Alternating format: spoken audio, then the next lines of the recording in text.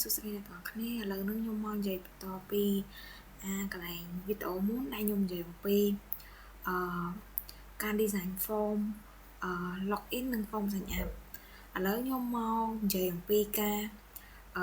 ចងវាដើរនៅក្នុង portal Thai ម្ដងដែលយើងចងវាដើរហើយយើងrunបានហ្នឹងយើងចូលមកកន្លែងខាងស្ដាំដែលជាប់នឹង design ហ្នឹង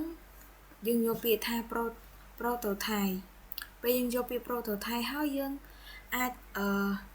ចងឲ្យវាដើរថាយើងពី step ណាទៅ step ណាតាមអ្វីដែលយើងបានរៀបចំឡើងអញ្ចឹងទៅឥឡូវខ្ញុំចេញពីបើសិនជាយើងមាន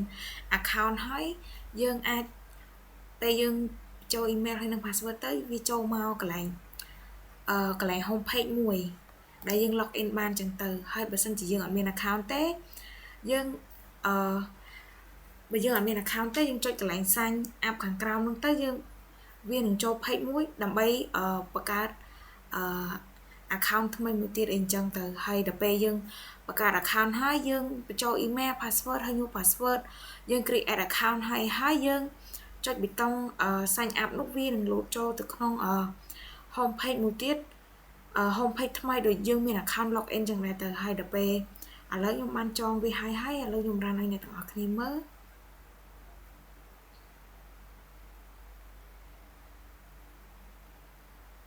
ពេលខ្ញុំរ៉ានហើយខ្ញុំអាច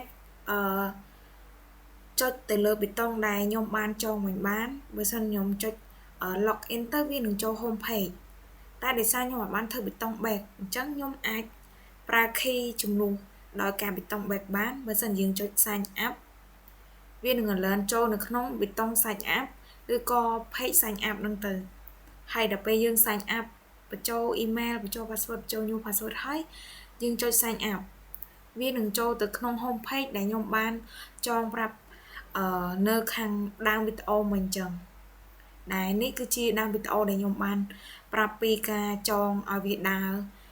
ពី step 1ទៅ step 1អីចឹងទៅហើយថ្ងៃនេះខ្ញុំមានតែប៉ុណ្្នឹងទេ